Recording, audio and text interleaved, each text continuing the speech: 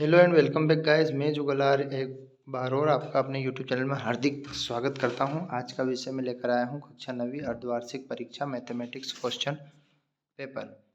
यदि चैनल पर नए हैं चैनल को सब्सक्राइब कर दें, बेल आइकन को प्रेस कर दें और वीडियो को ज़्यादा से ज़्यादा शेयर कर दें। आज हम गणित कक्षा 9वीं का पेपर अर्धवार्षिक परीक्षा का एनालिसिस करने वाले हैं। अपरिमेय संख्या का दशमलव निरूपण सदैव होता है अनवांछनीय और अनावृत्ति। शून्य बहुपद की घात शून्य होती है और 0 और -1 स्थित है। तो 0 और -1 0x और -1 माइनस का y, तो यहाँ पर अपना हो जाएगा y अक्ष पर। नेक्स्ट क्वेश्चन की तरफ बढ़ते हैं। यहाँ पर दिया गया है 3x - 4 = 5 में x का मान क्या होगा। तो यहाँ पर x का मान होगा 3। बी वाला ऑप्शन इसका सही रहेगा। यानी एक रेखा पर यहाँ पर 3 कोण दिए गए हैं, x 3x और 6x। तो किसी भी रेखा पर यदि कोण होते हैं तो इन तीनों कोणों का योग 180 डिग्री होता है। तो तीनों को योग करके हम 180 में 10 और ये बन जाएगा आपका आंसर इसका 18। अगले क्वेश्चन की तरफ बढ़ते हैं। ABC में AB बराबर AC तो कोण B, यानी कि यदि किसी त्रिभुज की दो भुजाएं बराबर होती है और एक कोण दिया गया है तो उसका सम्मुख कोण C भी बराबर होता है। यानी कि इस प्रमेय के अनुसार हम यहाँ पर आपका आंसर रहेगा 30 डिग्री। अब यहाँ पर देखते हैं माइनस का 2x² में x² का गुणांक होगा तो -2। x अक्ष और y अक्ष के निर्देशांक तल को 4 भागों में बांटा गया है। एक ऐसा समीकरण जिसका आलेख एक ही रेखा पर स्थित हो रैखिक समीकरण कहलाता है। यदि दो रेखाएं परस्पर एक दूसरे को प्रतिच्छेद करती है तो शीर्षाभिमुख कोण बराबर होते हैं। समकोण त्रिभुज की सबसे बड़ी भुजा कर्ण होती है।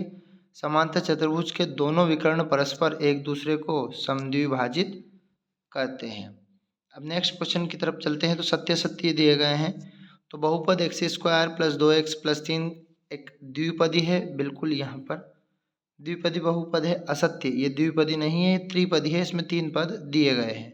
प्रत्येक परिमेय संख्या क्या पूर्ण संख्या हो सकती है, तो इसका असत्य रहेगा।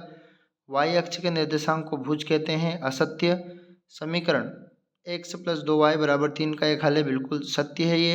संपूरक कोण 90 डिग्री का सत्य। सर्वांग सम त्रिभुज के संगत भाग बराबर होते हैं, यानी एक त्रिभुज दूसरे त्रिभुज के बराबर होता है। अब जोड़ी की तरफ बढ़ते हैं।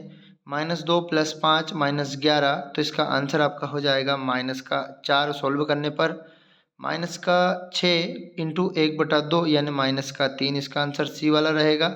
80 का 1/4 20 होता है। अब आगे देखते हैं। -6.2 × 0.5, इसका आंसर रहेगा आपका 0.031।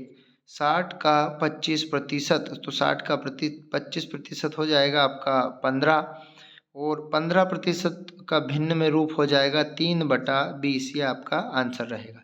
यह जोड़ी कवर करने के बाद हम देखते हैं एक वाक्य और एक शब्द में उत्तर। तो फर्स्ट वाले का प्रत्येक रेखी बहुपद के कितने शून्यंक होते हैं, केवल एक शून्यंक होता है। निर्देशांक तल में क्षैतिज रेखा को क्या कहते हैं, तो x अक्ष कहते हैं क्षैतिज रेखा को। दो चर वाला रैखिक समीकरण का मानक रूप हो जाएगा आपका ax + by = c। ये दो चर वाले रैखिक समीकरण का मानक रूप हो गया। अब नेक्स्ट देखते हैं। दो भिन्न बिंदु से होकर कितनी सरल रेखाएं खींची, केवल एक ही सरल रेखाएं खींची जा सकती है। वृत्त की परिभाषा तो सीधे तौर से बोले एक शब्द में उत्तर के हिसाब से कि वृत्त एक बंद द्विआयामी आकृति है जिसे वृत्त कहा जाता है। यदि किसी समांतर चतुर्भुज का आधार, तो इसका फार्मूला है 1/2 आधार गुणित ऊंचाई। तो 1/2 आधार 8 से ये अपन 4 बार 4 5 20 वर्ग सेंटीमीटर इसका आंसर रहेगा। तो जिनने 20 कर दिया उनका सही रहेगा। कुछ क्वेश्चन दिए गए हैं। आई होप ये क्वेश्चन आप लोगों ने सभी ने सोल्व किए होंगे।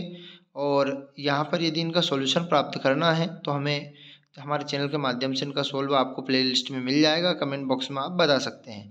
यदि चैनल पर नए हैं तो चैनल को सब्सक्राइब करना ना भूलें, बेल आइकन को प्रेस कर दें ताकि इसी प्रकार के नए वीडियो की अपडेट आपको मिलती रहे। तो जय हिंद साथियों, जल्द से जल्द हम अगले वीडियो में आपको मिलते हैं। और किसी प्रकार की MP बोर्ड की जानकारी या आपकी वार्षिक परीक्षा के बारे में जो किसी प्रकार का जो संशोधन या अपडेट आता है तो हम चैनल के माध्यम से आपको बता देंगे। जय हिंद साथियों, टाटा बाय बाय।